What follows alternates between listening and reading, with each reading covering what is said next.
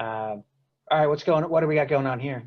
This is a perfect example of a complementary scheme, right? You have the really cool geometric wallpaper in the blue, the true blue and white. And then you have the orange accents to complement the walls and really make everything stand out. Okay, so this is a complementary color scheme. Yep. Correct. Nice. And it's orange and blue without screaming go Gators either. It's well balanced. Right. We did it without the sports being involved. Right. Exactly. It's interesting here. In Tallahassee, the FSU Seminoles are a big sports team here, the big college team, which is garnet and gold. So as you can imagine, there's a lot of garnet and gold offices and dining rooms and other things all over Tallahassee. Yeah. So it's cool to see. Those are complementary colors, just like these are here. Right, so it's cool to see a way of doing that doesn't just scream the sports team. It just doesn't scream I'm garnet and gold. It's a little more subtle way of doing it. Right. Yeah. Oh, this just happens to be orange and blue, but which most people here would hate because it's a big rivalry. Right. Down here, Gators and Seminoles don't get along so well. All right, a couple other rooms. What do we got going on here? Well, you've got some harmony going on in that bathroom right there. There's different tones of the blue. Yeah, I saw that as like an analogous color. That's what I was gonna. Both of them. Yeah. All those colors are right next to each other on the color wheel. Right. Yep. Very nice. You've got the blue, orange, and the same over. Yeah. I believe that's the same as well. This is analogous as well because you've got the purples, the teals, the light grays, yellows. I mean, they all kind of. Yeah. Good example. This is very soothing, kind of calming. No, not too much contrast anywhere. Is that a sky painted ceiling or is that just the light? I think it is a sky painted ceiling, sky clouds. Interesting. This one's easy, monochromatic. Monochromatic. Even I can pick that one. Basically you have all the same color throughout in various tones. So that's just staying on one page of that color deck. Yeah. Moving up and down. But this is done very, very well. Monochromatic can be absolutely stunning if it's done the right way. And I think, a way to get it right would be to have a lot of different tonal changes. Okay.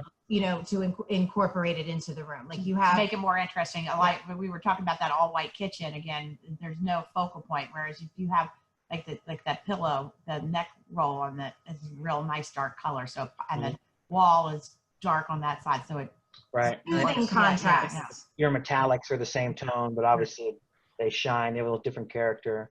So really even the mirror, right, is that same. Mirrors are in gray tone, but they're super reflective. So I see what you're saying. Even the picture here.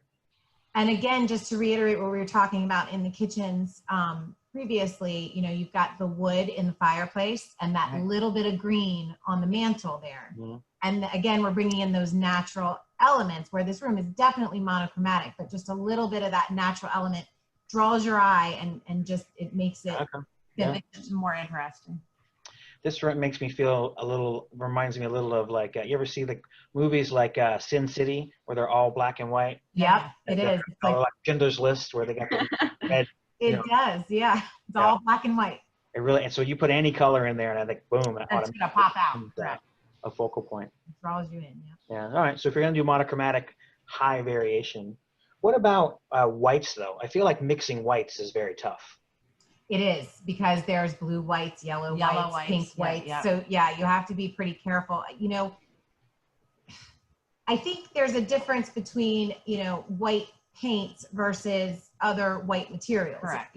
So you could have a nice, like a blue-white trim, which is very crisp and very clean and, looking within a kitchen that has a white cabinet that's not quite as white.